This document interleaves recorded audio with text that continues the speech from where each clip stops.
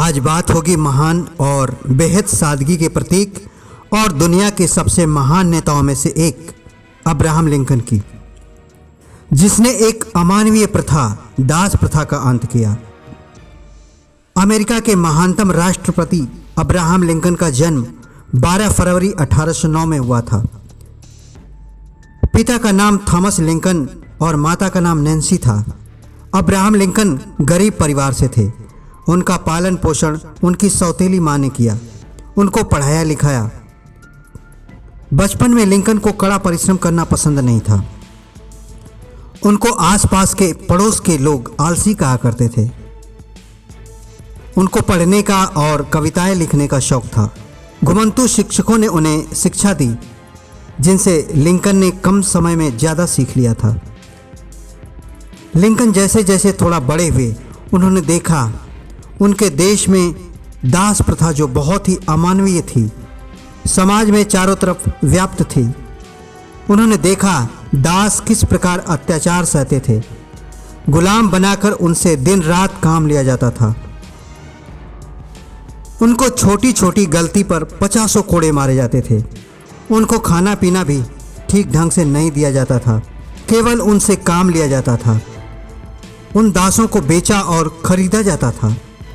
एक ही बार पैसा खर्च करके गुलाम को खरीदकर उससे मनचाहा काम लेते थे। जानवर से भी बदतर जीवन उन गुलामों का था। लिंकन इस दास प्रथा को मिटा देना चाहते थे। लिंकन का पूरा जीवन कठिन संघर्षों से भरा था। उन्होंने अपने परिवार के गुजारे के लिए लकड़ी काटने का काम किया। दुकानदार, पोस्टमास्टर, सर्वेक्षक जैसे बहुत सी नौकरियां की। उन्होंने खेतों में मजदूरी भी की। उन्होंने कई सालों तक वकालत की और कभी भी झूठे मुकदमे की पैरवी नहीं की। वकालत में उन्होंने कभी भी ज़्यादा पैसा नहीं कमाया, क्योंकि अक्सर उनके मुवक्किल गरीब होते थे, तो उनसे फीस वो बहुत ही कम लेते थे। कई बार वो अपने मुवक्किलों को कोर्ट के बाहर ही सुलह करा देते थे, ताकि उनका पैसा बर्बाद ना हो।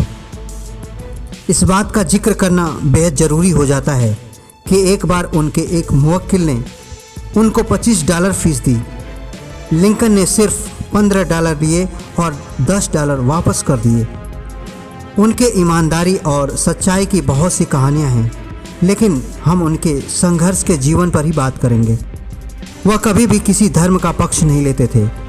उनका एक सिद्धांत था कि जब मैं अच्छा काम करता हूँ तो अच्छा अनुभव करता हूँ, और जब बुरा काम करता हूँ तो बुरा अनुभव करता हूँ। यही मेरा धर्म है। Abraham Lincoln new Republican party के सदस्य थे। रिपब्लिकन पार्टी दास प्रथा को समाप्त करना चाहती थी। अमेरिका के आधे लोग चाहते थे कि दास प्रथा खत्म हो जाए, जबकि आधे अमेरिकी इसे जारी रखना चाहते थे। अमेरिका में काले और गोरे रंग के आधार पर दास प्रथा आधारित थी। गोरे लोग काले लोगों को गुलाम बनाकर रखना चाहते थे। अब्राहम लिंकन भी उन्हीं काले लोगों में से थे, जिन्हें श्वेत और अश्वेत कहा जाता था। अमेरिका के दक्षिणी राज्य इसके पक्ष में थे और उत्तरी राज्य इस प्रथा के खिलाफ थे। 1860 में जब शिकागो में नवगठित रिपब्लिकन पार्टी ने राष्ट्रपति पद के लिए चयन किया, तो लिंकन के नाम की कोई संभावना नहीं थी। एक से एक मजबूत दावेदार। घंटों के वाद विवाद और गुटबाजी के चलते जब लिंकन के नाम का नामांकन हुआ तो लोग हैरान रह गए। उन्हें कोई नहीं जानता था। उनके नाम पर लोगों का यही रिएक्शन होता था कि पार्टी खुद अपने आप को डुबा रही है। लेकिन लिंकन की बातें जनता के दिलों तक पहुंच रही थी। उन्होंने अपने एक स्पीच में कहा था कि राष्ट्र का बंटवारा नहीं हो सकता। आधे लोग गुलाम और आधे बिना गुलाम नहीं रह सकते। सभी एकजुट होकर रहेंगे। लोग उनके इस भाषण को सुनकर और उनकी अच्छी नीयत के कारण उनको संयुक्त राष्ट्र अमेरिका का राष्ट्रपति चुना गया। वे अमेरिका के 16वें राष्ट्रपति थे। अब उन्होंने दास प्रथा को खत्म करने के लिए काम करना शुरू कर दिया। इसी प्रथा को खत्म करने के प्रयास में फरवरी 1861 आते आते अमेरिका में गृह युद्ध छिड़ गया और युद्ध बढ़ता गया। लिंकन ने खुद से वादा किया और देश के लिए उन्मूलनवादी आंदोलन चलाया और इसमें सफल रहे। 1863 के अंत में बंधक मुक्त की घोषणा की और राज्य में गुलामों की आज़ादी के लिए डॉक्यूमेंट बन गए। 14 अप्रैल 1865 में अमेरिका की राजधानी वाशिंगटन डीसी कि एक थिएटर में गोली मारकर उनकी हत्या कर दी गई। इस तरह से एक ईमानदार और देश के सबसे लोकप्रिय राष्ट्रपति की मृत्यु हो गई। अमेरिका से तो दास प्रथा का अंत हो गया। गुलामी की जंजीरों से अमेरिका आज़ाद हो गया, वो भी आज से 150 वर्ष पहले। पर भारत में दास प्रथा से मिलती जुलती जाति प्रथा का अंत कब होगा, यह बहुत बड़ा प्रश्न है।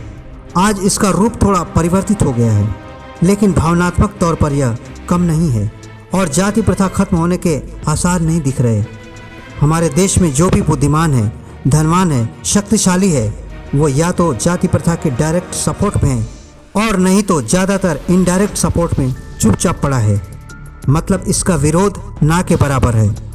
अधिकतर यही मानसिकता है कि जाति प्रथा चलने देना चाहिए।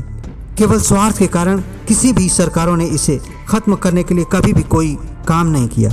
हमेशा के लिए एक वर्ग को गुलामी में धकेलने की कोशिश आज भी जारी है और इसका मन में कोई अपराध बोध भी नहीं है।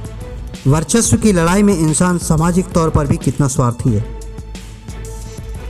अगर देश में किसी बात से सबसे ज़्यादा नुकसान पहुंचा है तो वह है जातिवाद। इस जातिवाद प्रथा के कारण कभी एकता हमारे देश में आई ही नहीं, जिसका नतीजा हुआ विदेशी आक्रांताओं का आक्रमण। 1000 साल से भी विदेशियों का आक्रमण हमारे देश ने भुगता। विदेशियों ने 1000 साल से भी ज़्यादा इस देश की संपत्ति को लूटा। अमेरिका तो इस बुराई से निजात पा गया, पर हम कब पाएंगे? इसी प्रश्न के साथ आज के लिए इतना ही। अगले वीडियो में फिर मिलेंगे, तब तक के लिए दीजिए इजाज़त। नमस्कार।